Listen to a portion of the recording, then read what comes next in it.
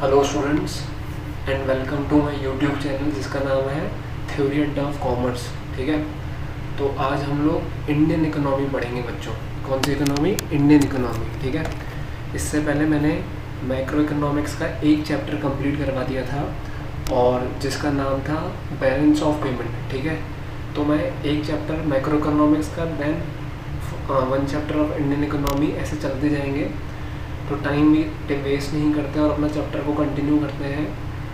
Chapter का नाम क्या है sir? Indian economy on the eve of independence. बहुत ही इंपॉर्टेंट चैप्टर है और बहुत ही इजी चैप्टर है, नॉलेजेबल वाला चैप्टर है बच्चों ये। ठीक है ना। तो जनरली इस चैप्टर में किस चीज़ के बारे में बताया गया है?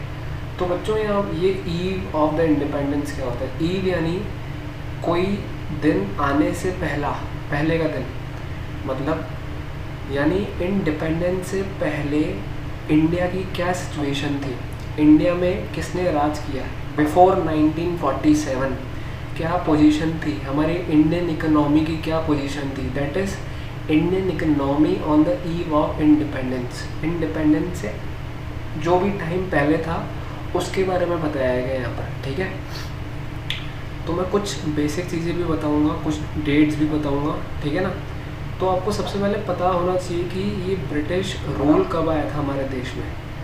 तो यहाँ लिखा हुआ है foundation of British empire was laid by battle of Plassey in 1757। Sir ये बैटल ऑफ प्लेसी क्या था? हाँ बच्चों, ये बैटल ऑफ प्लेसी क्या था मैं आपको शॉर्ट में बता रहा हूँ, ज़्यादा डिटेल में नहीं जाना। ये अंग्रेज़ों ने लड़ाई करी थी नवाब ऑफ बंगाल के ख़िलाफ़, जिसके बेसिस पर अंग्रेज़ों की जीत हुई थी। एक कंपनी थी अंग्रेज़ों की जिसका नाम था ईस्ट इंडिया कंपनी। और इसमें इन शॉर्ट में आप ये समझ लो कि अंग्रेज़ों ने ये फ़ाइट थी जीत ली थी। और सर ये फ़ाइट कब हुई थी? 1757 में।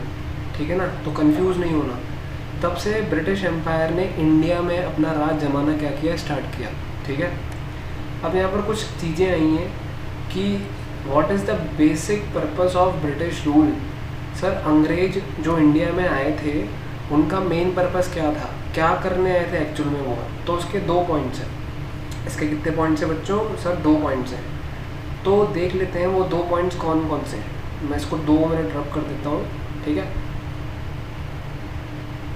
अंडू कर देता हूँ मैं। हाँ बच्चों, तो पहला जो पर्पस है हम लोग पढ़ेंगे वो ये था कि to use Indian economy. Sir मैं क्या पढ़ा रहा हूँ? मैं बेसिक पर्पस बता रहा हूँ आपको। किसके? ब्रिटिश रूल के। To use Indian economy as a feeder economy. ठीक है, सबसे पहला रीज़न क्या है? To use Indian economy as a feeder economy. अब सर पूछोगे कि फीडर क्या होता है? बेटा जैसे ना एक बात बताऊँ, पुल होता है ना, पुल। एक इंसान को पुल के बेसिस पर वो किसी दूसरी जगह पे जा सकता है। एक इंसान पुल के बेसिस पर किसी दूसरी जगह जा सकता है। वैसे ही अंग्रेज़ों ने इंडिया को फीडर इकोनॉमी मान के रखा, यानी इंडिया के बेसिस पर अंग्रेज रॉ मटेरियल क्या होते थे, खरीदते थे उसको, क्योंकि उनको पता था इंडिया में रॉ मटेरियल अवेलेबल अच्छा खासा है भैया। तो मैं बोलूँगा फीडर इकोनॉमी को एक तरीके से एज अ ब्रिज। अंग्रेज इंडिया को ब्रिज मानते थे जिसके बेसिस पर वो अपना प्रोडक्शन करें। ठीक है, ओके, आगे बढ़ूँ मैं। यस, ब्रिटिश इकोनॉमी बढ़े, ये मैंने एरो लगाया है, ब्रिटिश इकोनॉमी इंक्रीज़ का एरो इंक्रीज़ वाला है। ब्रिटिशर्स ने ऑलमोस्ट तुम लोग ये समझ सकते हो डिस्ट्रॉय कर दी थी। किसको? इंडियन इकोनॉमी को। ठीक है, वो क्या करते थे? एक्सप्लॉयटेशन करते थे सर। एक्सप्लॉयटेशन मतलब अपने फ़ायदे के लिए चीज़ों का यूज़ करना। और सर किस चीज़ का एक्सप्लॉयटेशन? इंडिया के नेचुरल रिसोर्सेज का बच्चों। सिंपल सी बात है। फाइनली आफ्टर 200 ईयर्स यानी 200 साल बाद इंडिया ने 15 अगस्त 1947 यानी on 15 August 1947 India gained what? Independence. तो ये बेसिक चीज़ चल रही है। ब्रिटिश रूल कब आया, बेसिक पर्पस क्या था? ठीक है ना, अपने फ़ायदे के लिए अंग्रेज़ों ने इंडिया के नेचुरल रिसोर्सेज का यूज़ किया। दैट्स इट, है ना। आगे बढ़ता हूँ। हाँ बच्चों, अब टॉपिक आ रहा है low level of ED. Sir ED economic development under कौन सा रूल? कॉलोनियल। कॉलोनियल क्या होता है? अंग्रेजों का रूल बच्चों, है ना। तो यहाँ पर क्या लिखा हुआ है? Before the advent of British rule, यानी अंग्रेजों के रूल से पहले इंडिया एक प्रॉस्पेरस इकोनॉमी थी। अभी सर प्रॉस्पेरस का मतलब क्या होता है? तो प्रॉस्पेरस का मतलब होता है बहुत अच्छी इकोनॉमी, यानी इंडिपेंडेंट, सेल्फ रिलाइंट, जो किसी के ऊपर डिपेंडेंट नहीं, जो अपनी मर्जी से सारा काम करती है। और एग्रीगेन इकोनॉमी थी। एग्रीगेन का मतलब एग्रीकल्चर वाली इकोनॉमी, है ना, जिसका मेन जो काम था, वो सोर्स था, वो था एग्रीकल्चर। और एग्रीकल्चर में करीबन 2/3 पॉपुलेशन एंगेज थी, यानी इतने 2/3 लोग फार्मर्स एंगेज थे। सर 2/3 किसका? 100% का। देख लो, अब हम लोग पढ़ते हैं एग्रीकल्चर सेक्टर के बारे में, ठीक है, ढंग से समझते जाना। तो अब हम लोग एग्रीकल्चर सेक्टर के बारे में पढ़ेंगे कि एग्रीकल्चर सेक्टर की क्या सिचुएशन होगी, ठीक है ना।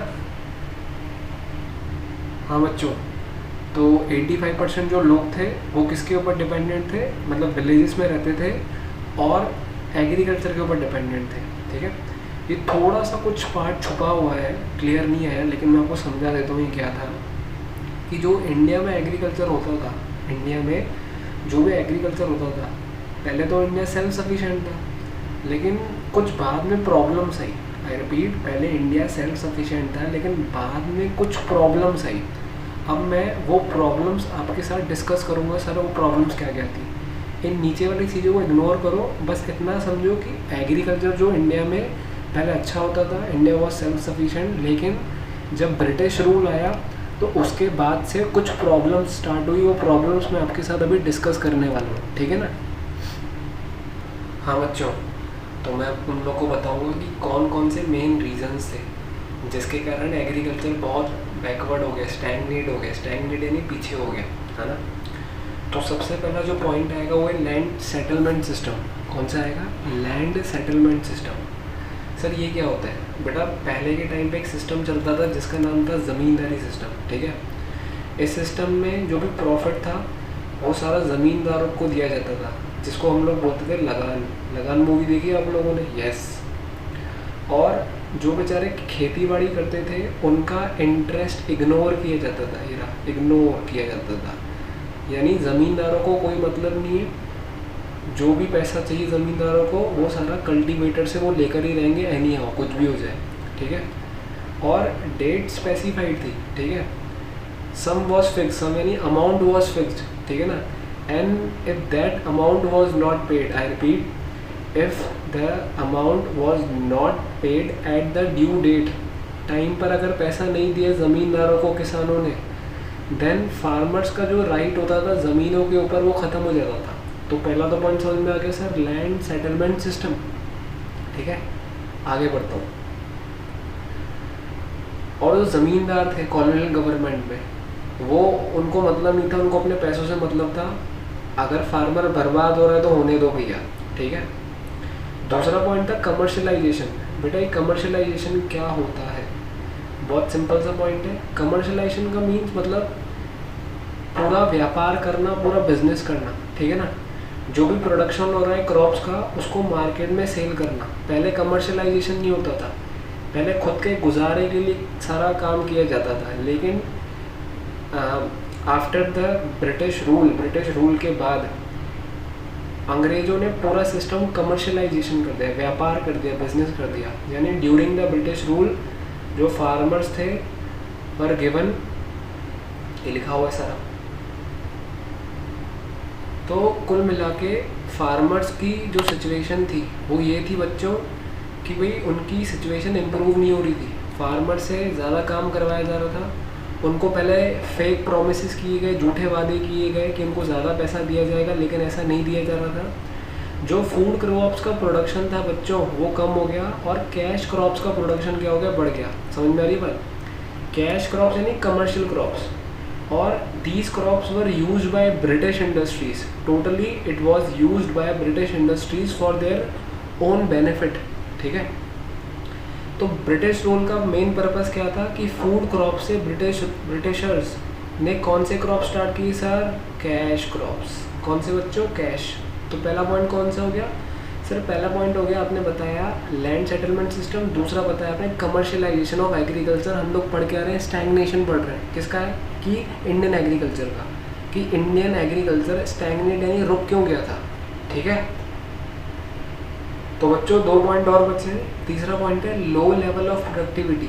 लो लेवल ऑफ प्रोडक्टिविटी यानी अब लोग जितने भी फार्मर्स थे उनको कोई प्रॉफिट तो मिल ही नहीं रहा था, उनका मोटिवेशन लेवल डाउन हो गया। क्यों सर? क्योंकि फार्मर्स को कोई इंसेंटिव यानी प्रॉफिट नहीं मिल रहा था। जो जो ब्रिटिशर्स थे वो फार्मर्स के ऊपर पैसा खर्च नहीं करते थे, उनकी मशीन्स को ऊपर कोई पैसा खर्च नहीं करते थे, कोई टेक्निकल चीज़ों के ऊपर पैसा खर्च नहीं करते थे। ब्रिटिशर्स को अपने से मतलब था। टेक्नोलॉजी कम थी, प्रोडक्टिविटी कम हो रही थी, सिंपल सी बात है भाई। इसलिए थर्ड पॉइंट है लो लेवल ऑफ प्रोडक्टिविटी, ठीक है। उसके बाद है scarcity of investment. Sir what is scarcity? Shortage. क्या बोलेंगे? शॉर्टेज, यानी जो क्रॉपिंग पैटर्न था, ठीक है वो चेंज हो गया फूड से किस में बच्चों? कैश क्रॉप्स में। जो स्मॉल फार्मर्स थे, टेनेंट्स थे, शेयर क्रॉपर्स थे, यानी जो खेती बाड़ी में अपना रोल प्ले कर रहे थे, उनके पास नो टेक्नोलॉजी और ना ही कोई इंसेंटिव था। तो भाई स्कैरसिटी ऑफ इन्वेस्टमेंट का मतलब शॉर्टेज ऑफ इन्वेस्टमेंट, पैसा ही नहीं है भाई। Is that clear? सिंपल सी बात है। तो this is our first lecture जो हम लोगों ने आज रीड किया।